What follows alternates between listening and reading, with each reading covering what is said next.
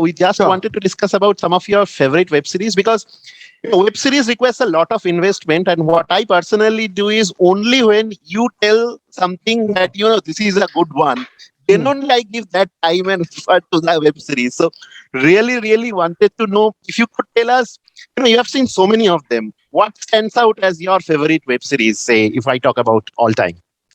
All time I is mean, very. not one, but a list of Maybe a yours. maybe a five of your See, all-time favorite. see, Yeah. it's hard. I'll tell you why it's hard because there is I mean television is has been fascinating for a long time, and you go back and you see these great shows, and then but from what they call the HBO driven golden age of television, which we are arguably still in now, is where the craft of the great television Hmm. storytelling came in. There's a lot of stuff that came early on which is groundbreaking and revolutionary and brilliant, but it's not as well crafted in many ways. But if I were to talk about, I don't know. I mean, this is going to be a purely off the moment kind of list Yes. Yeah, because yeah. it's Yes. not a list. And when you ask someone who makes lists for a living to make a list, it's not a casual activity. But I'll give you a few which will always, as I'll give you a few names which will always be in my top 10 or whatever. But I'll give you like maybe three or four, but they'll be within the Yeah. top 10 somewhere. But Okay. the Sopranos, the great HBO series. I think that's the one of the most flawless, one of the most deeply unpredictable, profound shows I've ever seen. It's on a basic level. It starts off almost like um, it's a funny premise. It's a gangster who wants to go to a therapist, but then you realize why he's going to a therapist, because he's having trouble. And then you look at him as a family person. You look at the therapist. You look at the gang, and and the interconnected universe of the show is so textured and deep, and it gives you so many really rich takeaways about life, about the process. It grows out from the gangster genre very simply. The gangster is just what they happen to be. That's Hmm. not the point of it. And it just, I think, in terms of showing what a therapist does, it's a deeply informative show. It's also a deeply you know, it's a wonderful character study with one of the great all-time great television performances at its helm. James Gandolfini, the late great James Gandolfini playing Tony Soprano. It's magnificent, and it's a show that when you're watching, you are sucked into that world, and you realize. And it's a show that you can't. I would not recommend binging. It's a show that you Hmm. watch. You watch an episode and you give yourself a little time. It's a show that you sip instead of glug. It's a beautiful. It's a masterpiece, and it's really like I saw it again last year. I had seen it when early on, but I'd see like 10, 12 years ago. But I saw it again last year during the pandemic. I sat with my dad and saw the show with him, which was a strange process, but he enjoyed it, and we got into it. And I think in the show, uh, a lot of old television hasn't aged well, and doesn't do that. But it's absolutely stunning what they have pulled off with the Sopranos. Yeah. It's a real work of art. It's so deceptive in terms of the connections it draws, and the allegories, uh, and the grand designs. They could be talking about something very basic, but within that there is a clash of ego, or there is a passive aggressive line that will just add so much meaning to what's going on there. So it really does feel very rich and very relevant. So that's one of the shows that I very strongly recommend, if anyone hasn't seen, to watch it, and if anyone has seen, then to watch it again slowly, because it's not like, yeah, we have great shows out there today. You have your Better Call Saul, and you have Succession, and you have those great shows. But I think what the Sopranos did, and also, it ends on a very controversial note. The last episode is considered very controversial. but it is a work of astounding brilliance and daring. So I'm not going to spoil what they do, but what they do is in terms of serialized storytelling, it is so brave, and they commit to it so wholeheartedly that it's stunning. It's like wow, it leaves you as someone, if the show is something that you get gradually addicted to because of that storytelling and the slow drip consumption, it really leaves you on that rush, on that high, that kind of a high that comes, you know, before the end credits. So it leaves you there, and I think it's really, really brave because many shows have tried to do that, you know, and they haven't been able to. So I think The Sopranos is really quite special. I think for me, some of my favorite shows are comedies because of just how much they end up saying and how much they get away with, and how they rewrite the rules of what people consider acceptable to laugh at. And so in that zone, the one that I keep falling back on with love and envy is the BBC series called Blackadder, which has Rowan Atkinson as this rather slimy, sarcastic character in the footnotes of history. So in the 4 seasons of 6 episodes each, because the Brits always make these tiny, beautiful shows. So in those 4 seasons of 6 episodes each, he is always in a different era. Either be it an advisor to the Queen, or with King George, or in the trenches during the World War. So all of that, and yet he's the same character. His dog's body, Baldric, is the same, and it has just the most perfectly, the sharpest and the most beautiful lines and the sarcasm, and it you can just read a script of it, like it's prose, and it's delightful, and it's got Hugh Laurie and Stephen Fry and Tony Robinson and all these wonderful, that repertory of great British comedians all having fun and riffing off each other, and just absolutely stunning. And it's again, the satire is so strong, and it astounds me as to the fact that they made this show back then, and we can't even consider something like that, wherein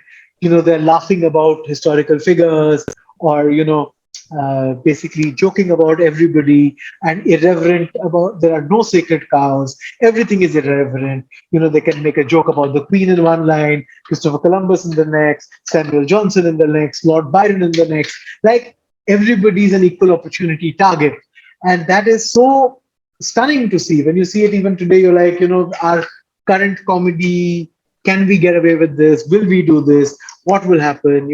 Where in the lawsuits? Where in the complaints? So it's quite spectacular, and I think there are stretches of dialogue in it which achieve an almost Woodhouseian excellence. So it really sings. There's this whole there is one of my favorite lines in it is when Blackadder is talking to the Queen, and he tells her that he says to her very offhandedly, because he's been on a journey, and he's come back to England after a disastrous sailing journey, and he's come back, and he tells her, and she says, "Did you miss me?" And he says, "Your Highness, life without you is like a broken pencil." And she says, "Explain," and he says, "Pointless." And he says pointless in that way that only Rowan Atkinson can pronounce the word, and it's a work of art. So that, but more recently, let's see. More recently, what have I loved? I love Seinfeld, because I have watched every episode dozens of times. I have it memorized. I've participated in Seinfeld quizzes. I watch it obsessively.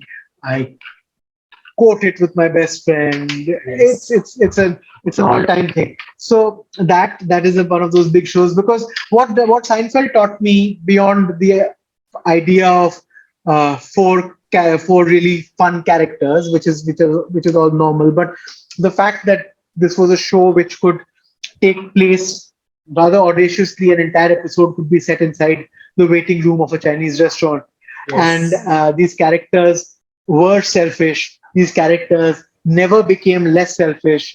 The fact that they were friends and yet they were malevolent and completely watching out only for themselves, and that fact that they would have these plot lines which would so elegantly dovetail in the climax, which would come Yes. together so beautifully and so rewardingly.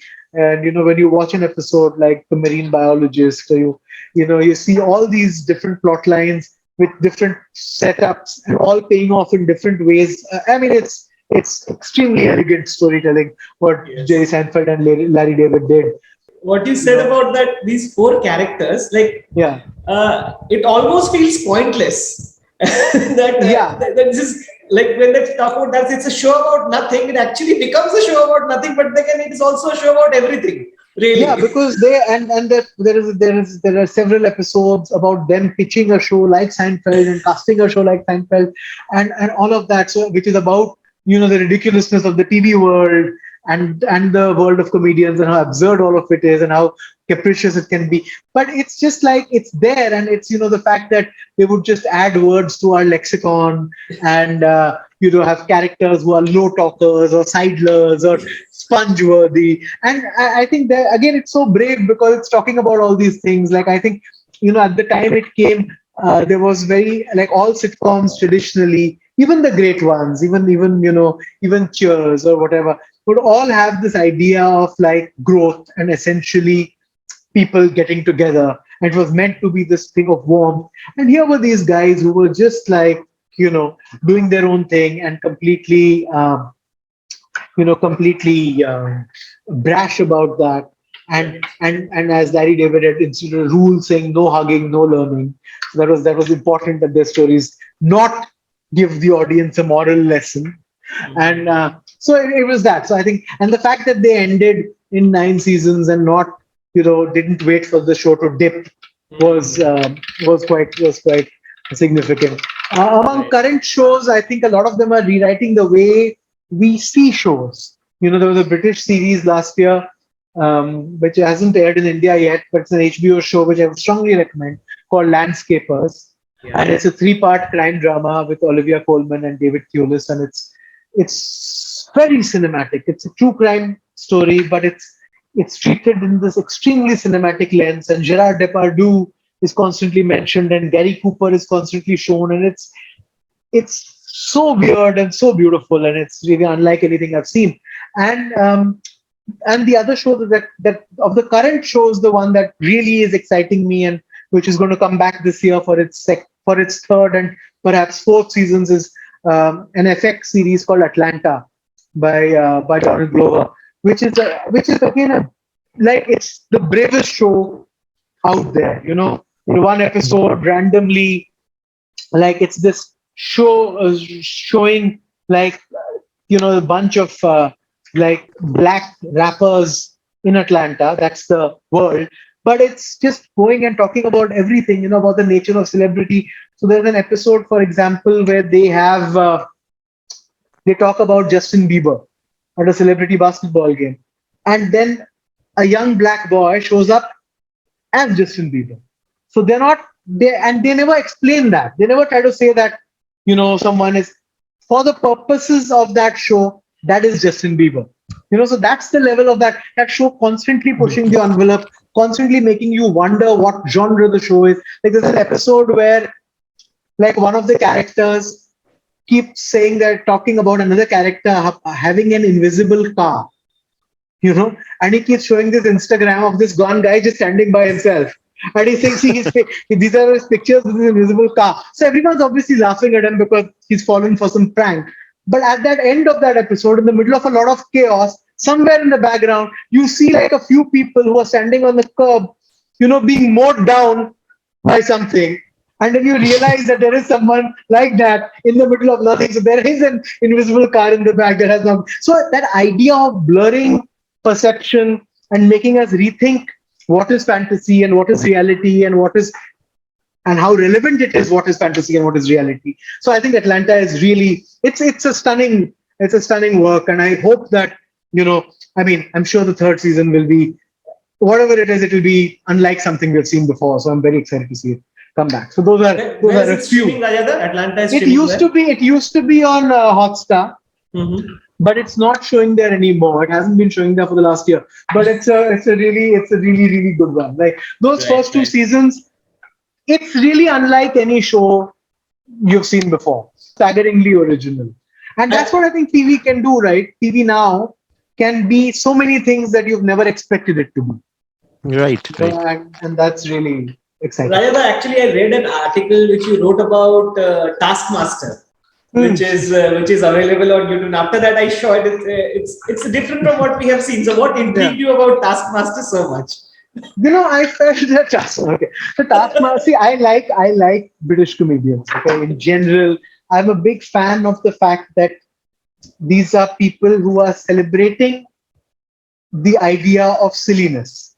They like things to be absurd. They like things to be without meaning. When you see an episode of any of these panel shows, like Would I Lie to You or QI, even, QI being a trivia show and a serious show, and about science and mathematics and geography, and yet it will be so silly and so nutty. And that's what I think I love about the British comedians, this need to, like, this desperate need to not take themselves seriously. So in that need is thrown this completely arbitrary world, or where one comedian is sitting there passing judgment on the others, and the creator of the show is playing the sidekick. Sidekick. And suddenly these comedians have to go about doing these tasks, and they're rated on it, and they're scored on it. And I find it's just weird, because you're taking these people who aren't playing within the lines, and you're asking them to compete towards a very fixed goal.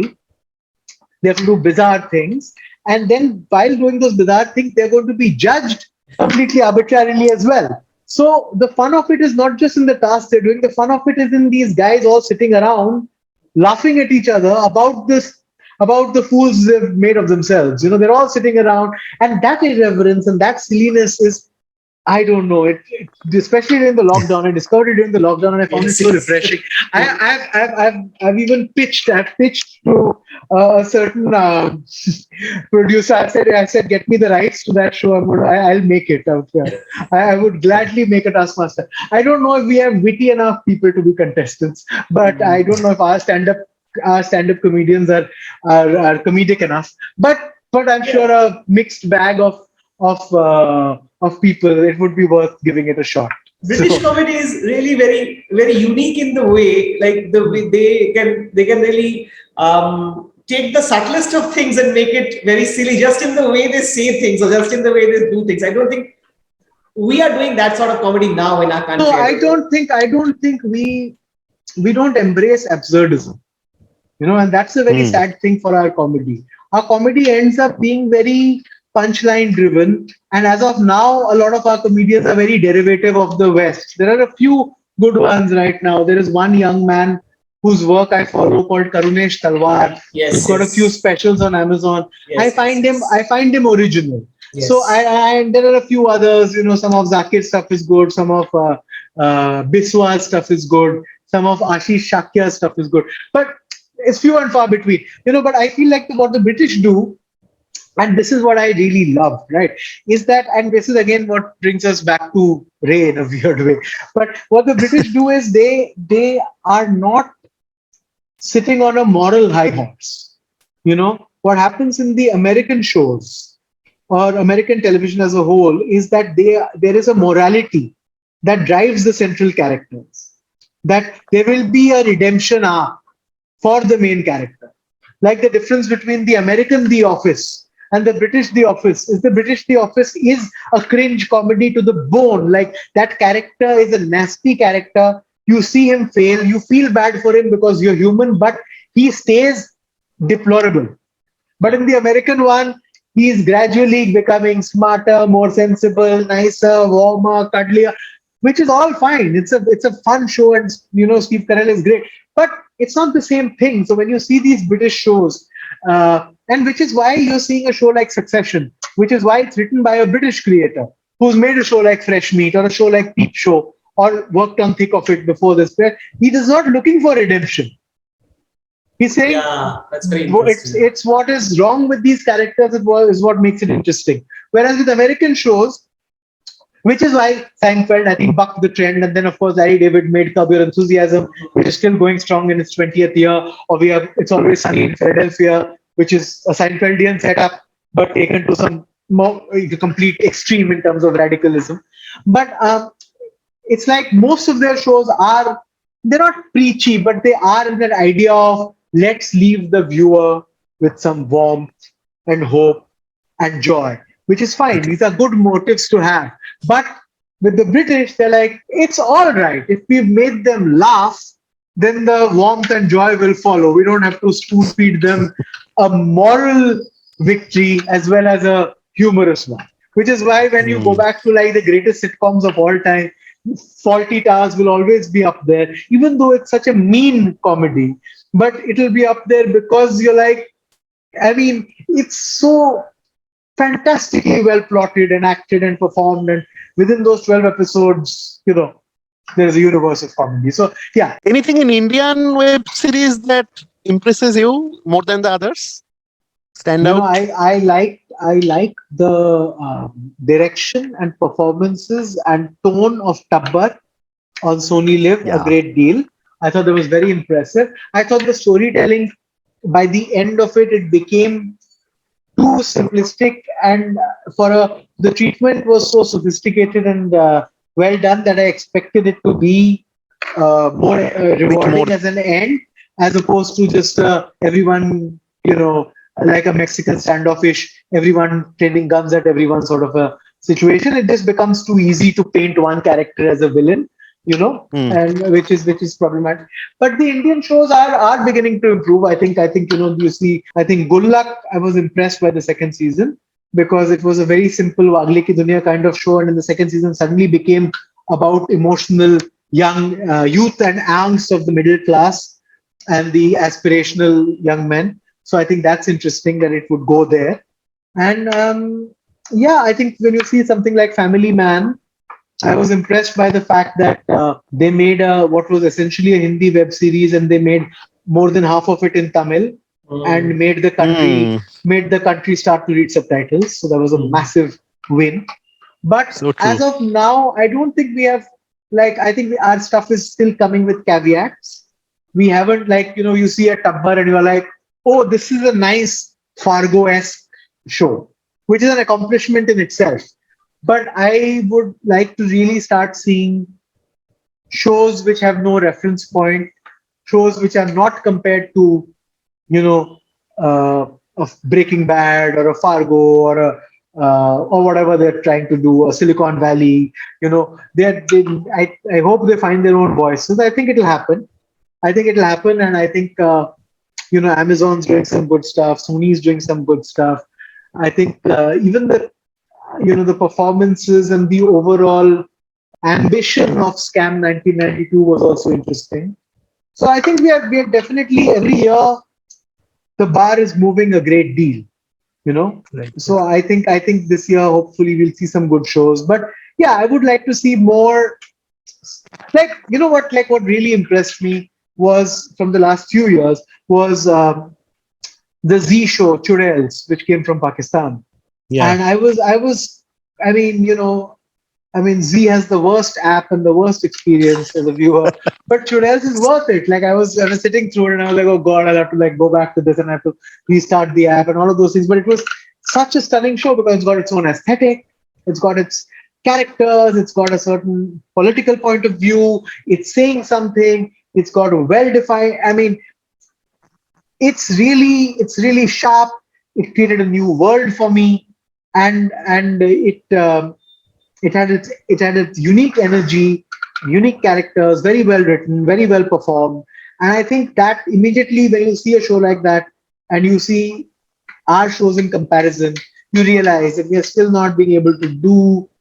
We're not embracing our authenticity completely. our shows today are still not as good as our um, shows back in the glory days of Doordarshan. You know, Hmm. when Kundan Shah was making shows, or when Sham Benegal was making shows, or we're not quite there yet. Or when we were making Bomkesh Bakshi, we're not quite there yet. So I feel like the steps are, you know, I just hope there are more people who do wild, crazy things and unexpected things, because television is a place to just go wild. I think that's the best part. That because people don't know what will work, and because unique things seem to find an audience, that let's not just adapt books, or remake things, or take hold of a Korean idea. I mean, sure, all of that is fine. You can do all of those things competently, and it's creating a certain um, world of creators who are getting used to creating serialized content a certain way. But yeah, I don't think we're there yet where we have made something that belongs on a global top 50. You know what I'm saying? So we should we Right, should right, we should right. aim to do that in the next couple of years. It's not. There's nothing here on an Indian level that I would uh, you know tag an American TV critic to say, why don't you go and see that? It's still Hmm. stuff that we are saying for a Hindi show. That's not bad.